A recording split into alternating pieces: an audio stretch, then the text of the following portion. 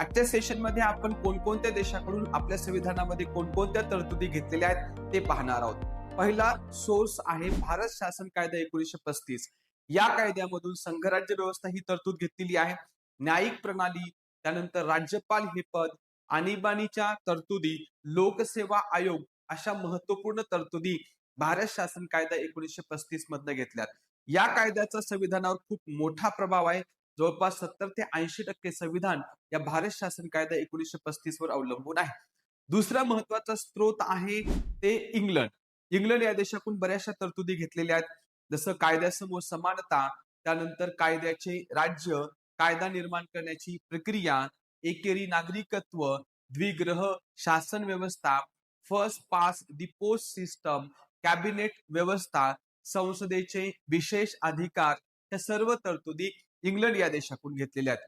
सोबतच नामधारी राष्ट्रपती हे एक पद आणि पंतप्रधान पद ह्या सुद्धा तरतुदी इंग्लंड कडून घेतल्यात.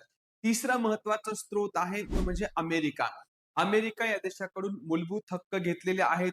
सोबतच आपण स्वतंत्र न्यायव्यवस्था, न्यायालयीन पुनर्विलोकन, त्यानंतर राष्ट्रपतींना पदावरून दूर करण्याची प्रक्रिया, तसंच उपराष्ट्रपती आणि सर्वोच्च न्यायालय व उच्च न्यायालयाचे न्यायाधीश यांना पदावरून बडतर्फ करण्याची प्रक्रिया, त्यानंतर सरनामा आणि सरनाम्यातील आम्ही भारताचे लोक म्हणजेच आम्ही लोक ही सुरुवात हे सुद्धा आपण अमेरिका या देशातून घेतलेलं आहे.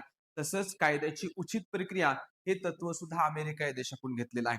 त्यानंतर नेक्स्ट महत्वाचा स्रोत आहे तो म्हणजे कॅनडा.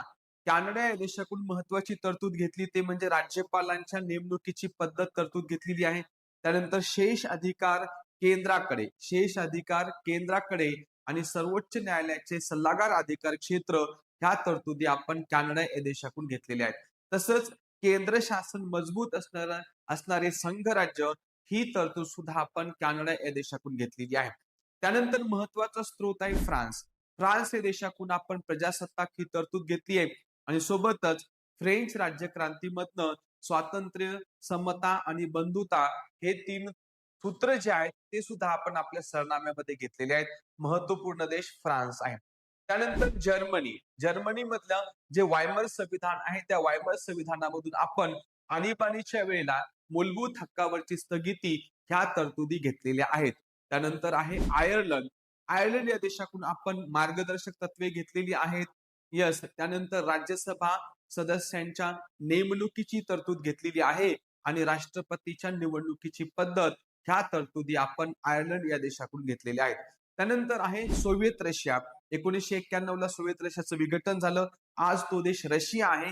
सोव्हिएत रशियाकडून आपण संविधानामध्ये मूलभूत कर्तव्य घेतलेले आहेत आणि आपल्या सरनाम्यामध्ये तोही न्याय जो आहे तो सामाजिक, आर्थिक, राजकीय स्वरूपाचा न्याय ही तरतूद आपण सोव्हिएत रशियाकडून घेतलेली आहे.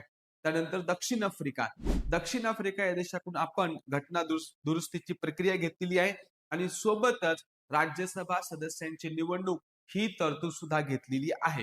त्यानंतर आहे ऑस्ट्रेलिया देशातून आपण समवर्ती सूची घेतलेली आहे. तसंच देशांतर्गत मुक्त व्यापार वाणिज्य आंतरसंबंध ही तरतूद घेतलेली आहे. महत्वाचे आणि संयुक्त बैठक ही पण तरतूद घेतलेली आहे ऑस्ट्रेलिया देशाकडून. त्यानंतर जपानकडून आपण कायद्याने प्रस्थापित केलेली प्रक्रिया ही तरतूद घेतलेली आहे.